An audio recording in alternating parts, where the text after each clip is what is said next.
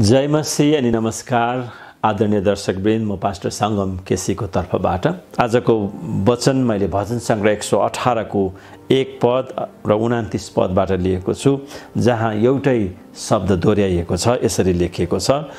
पहिला म 1 पढ्छु। परम प्रभुमा धन्यवाद चढाओ, किनभने उहाँ भलो हुनुहुन्छ र उहाँको करुणा सदा सर्वदा रहिरहन्छ। अनि 29 पदमा पनि यही लेखिएको छ।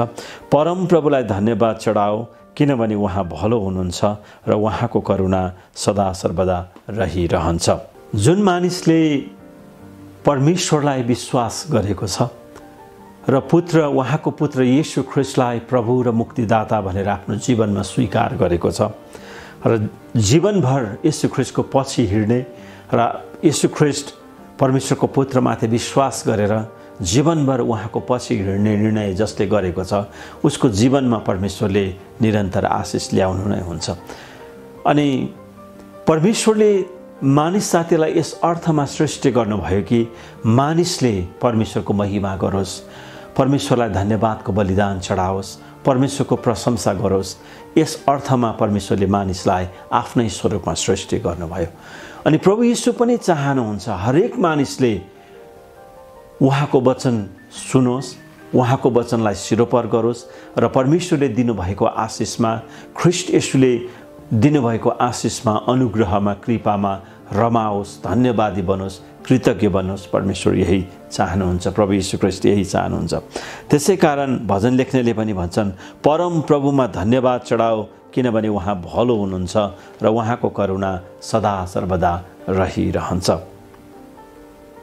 परमेश्वरलाई धन्यवाद चढाउनु, परमेश्वरप्रति कृतज्ञ हुनु र परमेश्वरले दिनुभएको आशिषमा रमाउनु मानिसको जीवनमा सबैभन्दा ठुलो आशिष हो। किनभने परमेश्वर भलो गर्ने परमेश्वर हुनुहुन्छ, परमेश्वर कृपा र निगाहले भरिएको परमेश्वर हुनुहुन्छ र उहाँको करुणा, उहाँको निगाह, उहाँको दया, उहाँको कृपा मानिसहरूको निम्ति सधैँभरि रहिरहन्छ। जब हामी परमेश्वरसँगको सङ्गतिमा हुन्छौँ, जब हामी परमेश्वरको वचनको गहिराईमा हामी हुन्छौँ, जब हामी परमेश्वरको महानतालाई विचार गर्छौँ, जब हामी ख्रीष्ट येशूले हाम्रो जीवनमा ल्याउनु भएको आशिषलाई विचार गर्छौँ भनेदेखि परमेश्वरको भलाइ र परमेश्वरको करुणा हाम्रो जीवनमा कति महत्त्वपूर्ण छ भन्ने कुरा हामी बुझ्दछौँ। यही खण्डमा भजन सङ्ग्रह 118 को 5 मा के लेखिएको छ भने, मनको वेदनामा मैले परम प्रभुलाई पुकारेँ र उहाँले मलाई जवाफ दिनुभयो र मलाई मुक्त गर्नुभयो भनेर लेखिएको छ। कहिलेकाहीँ मानिसको हृदयमा चोटहरू हुँदछ, पीडाहरू हुँदछ, दुःखहरू हुँदछ। अनि कति मानिसले के गर्छन् भने, यद्यपि परमेश्वरलाई चिनेका मानिसहरूले पनि आफ्नो हृदयमा चोटहरू, आफ्नो हृदयमा पीडाहरू, आफ्नो हृदयमा भएका दुःखहरू परमेश्वरको अगाडि नभनेर आफ्नो नजिकको व्यक्ति, नातेदार, आफन्त, साथीभाइलाई उनीहरूले आफ्नो बारेमा बताउने गर्छन्, सेयर गर्छन्, ताकि मैले उनीहरूलाई भने मेरो वेदनामा, मेरो दुःखमा मैले उनीहरूबाट केही सान्त्वना पाउँछु कि, मैले उनीहरूबाट केही हौसला, उत्साह पाउँछु कि भनेर उनीहरू मानिसहरूप्रति आफ्नो दुःख पोखाउँछन्, आफ्नो दुःखको भादे बिसाउँछन्। तर यहाँ भजन लेख्नेले के भन्नुहुन्छ भने, मनको वेदनामा मैले परम प्रभुलाई पुकारेँ र उहाँले मलाई जवाफ दिनुभयो र मलाई मुक्त गर्नुभयो। मेरो मनमा भएको वेदनामा, चोटले भरिएको हृदयमा मैले मानिसलाई होइन तर परम प्रभुलाई पुकारेँ र उहाँले मलाई जवाफ दिनुभयो र मलाई मुक्त गर्नुभयो भनेर उनले भन्छन्। अनि यो भजन लेख्नेको जीवनबाट सिक्न पर्ने कुरा चाहिँ के रहेछ भने, प्रिय दर्शकवृन्द, त्यो चोटले भरिएको अवस्थामा, त्यो पीडाले भरिएको अवस्थामा, त्यो हृदय टुटेको अवस्थामा मानिसलाई गएर भन्ने होइन रहेछ, तर जीवित परमेश्वर जसले हामीलाई आफ्नै प्रतिरूपमा, आफ्नै स्वरूपमा बनाउनु भयो, परमेश्वरलाई गएर भन्न पर्ने रहेछ, परमेश्वरसँग दुखेसो गर्न पर्ने रहेछ, परमेश्वरको चरणमा गएर आफ्नो मनका भारीहरू बिसाउन पर्ने रहेछ भन्ने कुरा चाहिँ तपाईँ र मैले भजन लेख्नेको जीवनबाट सिक्न सक्दछौँ। प्रिय दर्शकवृन्द, म तपाईँलाई हौसला दिन्छु, उत्साह दिन्छु। होला तपाईँले चिनेको व्यक्ति, तपाईँको नातेदार, तपाईँको आफन्त, तपाईँको नजिकको मित्रलाई तपाईँले आफ्नो हृदयको पीडाहरू बताउनुहुन्छ होला, तर स्वर्गमा यस्तो एउटा परमेश्वर हुनुहुन्छ जसले तपाईको हृदय बनाउनु भयो, जसले तपाईको मनको रचना गर्नुभयो, जसले तपाईलाई आफ्नै प्रतिरूपमा बनाउनु भयो। किन हामी परमेश्वरको अगाडि गएर नभन्ने, किन परमेश्वरको समीपमा गएर नभन्ने, किन परमेश्वरसँग प्रार्थनामा गएर आफ्नो मनको वेदना नपोख्ने? परमेश्वर चाहनुहुन्छ आफूले सृष्टि गरेका मानिसहरू, आफूले रोजेका मानिसहरू, आफूले छानेका मानिसहरू, आफ्ना प्रियहरूले परमेश्वरसँग आफ्नो मनको गुनासो पोखुन्, मनको वेदना, हृदयको चित्कार पोखुन् परमेश्वर चाहनुहुन्छ। यदि हामीले पोख्यौँ भने हामीलाई ती पीडाबाट, ती मनका वेदनाहरूबाट, ती छटपटीबाट परमेश्वरले हामीलाई मुक्त गर्नुहुन्छ। भजन लेख्नेले यही कुरा नै यहाँ बताइरहेका छन्। दुःखको कुरा, परमेश्वरलाई विश्वास गरे तापनि, परमेश्वरलाई विश्वास गर्ने उहाँका छोराछोरी भएर पनि कहिलेकाहीँ हामीले परमेश्वरको अगाडि परमेश्वरमा गर्नुपर्ने, राख्नुपर्ने प्रार्थना, परमेश्वरमा दिनुपर्ने समर्पणता, परमेश्वरमा दिनुपर्ने जीवन हामीले दिइराखेका हुँदैनौँ। दर्शकवृन्द, म तपाईँलाई हौसला दिन्छु, उत्साह दिन चाहन्छु। परमेश्वरले तपाईँ र मेरो जीवनमा भएका हरेक समस्याहरू, हरेक कमजोरीहरू, हरेक अभावहरू उहाँले जान्नुहुन्छ, किनभने उहाँले हामीलाई आफ्नै प्रतिरूपमा बनाउनु भएको। अनि परमेश्वर यो पनि चाहनुहुन्छ उहाँलाई विश्वास गर्ने उहाँका छोराछोरीहरूले, परमेश्वरको सन्तान कहलिएका मानिसहरूले परमेश्वरसँगै आएर गुनासो गरून्, आफ्नो मनको भारी बिसाउन्, पुकारा गरून्, आफ्नो पीडाहरू परमेश्वरको अगाडि राखुन् भनेर परमेश्वर चाहनुहुन्छ। यसको अर्थ चाहिँ के हो भने परमेश्वर आफ्ना मानिसहरूसँग सङ्गति गर्न चाहनुहुन्छ, परमेश्वर आफ्ना मानिसहरूसँग बातचित गर्न चाहनुहुन्छ, परमेश्वर आफ्ना मानिसहरूलाई असीम आनन्द अनि स्वर्गीय आशिषमा भर्न चाहनुहुन्छ। त्यसै कारण भजन लेख्नेले के भन्नुभयो भने परमप्रभुमा धन्यवाद चढाऊ, किनभने उहाँ भलो हुनुहुन्छ। तिमीले परमप्रभुलाई नै धन्यवाद चढाऊ।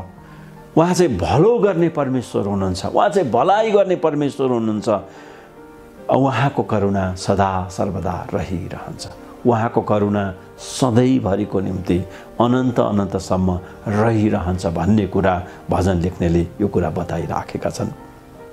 प्रिय दर्शकवृन्द, तपाईको जीवनमा समस्या होला, तपाईको जीवनमा धेरै अप्ठ्यारा परिस्थितिहरू होलान्, तपाईको जीवनमा गाह्रो होला, तपाईँ साँच्चै नै एकदम जीवनको कठिन मोडहरूमा हुनुहुन्छ होला, तर परमेश्वरले तपाईको हरेक अवस्थाको विचार गर्नुहुन्छ। तपाईलाई भलाइ गर्न परमेश्वर पर्खेर बसिराख्नु भएको छ। म तपाईलाई एउटा सत्य कुरा भन्छु, परमेश्वरमा धन्यवाद चढाउँदाखेरि, परमेश्वरको भलाइ र करुणालाई सम्झेर उहाँप्रति कृतज्ञ हुँदाखेरि तपाईलाई घाटा हुँदैन, परमेश्वरले आशिष नै दिनुहुन्छ। तर तपाईँ र म कस्तो मानिसहरू छौँ भने परमेश्वरको आशिष, परमेश्वरको अनुग्रह, परमेश्वरको कृपा हाम्रो जीवनमा छ भन्ने कुरा जान्दै पनि हामी परमेश्वरको अगाडि जानबाट हिचकिचाउँछौँ। हामी परमेश्वरको अगाडि हाम्रो हृदय पोखाउन हामी बिर्सिरहेका हुन्छौँ।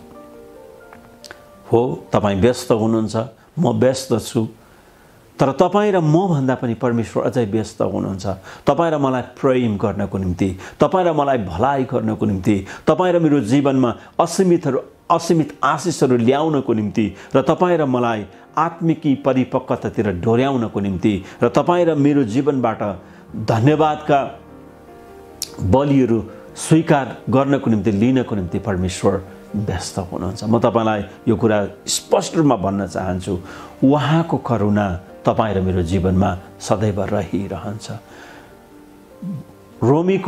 पावलले रोमी शहरको मण्डललाई लेखेको पत्र 8:28 लेखिएको छ, उहाँलाई प्रेम गर्नेहरूका निम्ति परमेश्वरले भलाइ नै गर्नुहुन्छ भनेर त्यहाँ लेखिएको छ।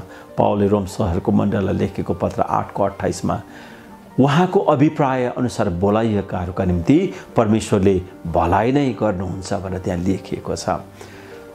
नितान्त तपाईँ एक्लै हुनुहुन्छ, तपाईँ अप्ठ्यारो परिस्थितिमा हुनुहुन्छ, तपाईँ गाह्रो अवस्थामा हुनुहुन्छ होला तपाईँको जीवन जिउने क्रममा, दौरानमा, तर यो पनि स्मरण गर्नुहोस्, यो पनि तपाईँले हेक्का राख्नुहोस् कि परमेश्वर तपाईँलाई भलाइ गर्न र उहाँको करुणा तपाईँको जीवनमा सदैव राखिरहन तयार हुनुहुन्छ। यो कुरा चाहिँ तपाईँ र मैले बुझ्नु जरुरी छ। कहिलेकाहीँ हामी के गर्छौँ भने म एकदम दुःखमा छु, म एकदम पीडामा छु, म एकदम नाजुक अवस्थामा छु, मेरो जीवन एकदमै मक्किएको छ, म अप्ठ्यारो परिस्थितिमा छु भनेर हतार गरेर अनि छिटो छिटो मैले त्यो व्यक्तिलाई मेरो बारेमा भने मेरो दुःख उसलाई पोखाएँ भने उसले केही मद्दत गर्छ कि उसले केही सान्त्वना दिन्छ कि भनेर कहिलेकाहीँ हामीले मानिसहरूलाई बताइहाल्छौँ। तर स्मरण रहोस्, कहिलेकाहीँ मानिसहरूले तपाईँले विचार गरेको जस्तो, तपाईँले सोचेको जस्तो उनीहरूले सोच्दैनन्। यो मान्छे जहिले पनि आफ्नो दुःख मात्रै बेसाउँछ, जहिले पनि आफ्नो कमजोरी मात्रै, आफ्नो समस्या मात्रै बताउँछ, आफूलाई मात्र दुःख भएको कुराहरू सुनाउँछ, कस्तो मान्छे रहेछ, परमेश्वरलाई विश्वास गर्ने भएर पनि यो विश्वासमा उभिन सक्दो रहेनछ भनेर मानिसहरूले कहिलेकाहीँ हाम्रो निम्ति खिसी टिउरी पनि गर्ने गर्छन्। अनि म तपाईँलाई अनुरोध गर्दछु प्रिय दर्शकवृन्द, तपाईँको मनको वेदना मानिसहरूलाई होइन तर स्वर्गमा रहनु भएको परमेश्वरलाई पोख्नुहोस्, जसले तपाईँमाथि नजर लगाउनुहुन्छ, जसले तपाईँलाई हेरिराख्नु भएको छ, जसले तपाईँको जीवनको हरेक अवस्था जान्नु भएको छ, बुझ्नु भएको छ। तिनै परमेश्वरले तपाईँको मनको वेदना, तपाईँको हृदयको चित्कार, तपाईँको हृदयको पीडा जान्नुहुन्छ। र म तपाईँलाई आजको वचनबाट यही नै उत्साह दिन चाहन्छु। भजन सङ्ग्रह 118 को 29 मा लेखेको जस्तै, परम प्रभुलाई धन्यवाद चढाऊ किनभने उहाँ भलो हुनुहुन्छ, उहाँको करुणा सदा सर्वदा रहिरहन्छ। तपाईँ र मलाई भजन लेख्नेले आग्रह गरिरहेका छन्, परम प्रभुलाई धन्यवाद चढाऊ किनभने उहाँ भलो हुनुहुन्छ र उहाँको करुणा सदा सर्वदा रहिरहन्छ। हामीसँग होस् या नहोस्, हामी अभावमा हौँ या प्रशस्ततामा हौँ, हाम्रो जीवनमा जस्तो सुकै परिस्थिति आए तापनि परम प्रभुलाई धन्यवाद चढाउन हामीले छोड्नुहुन्न।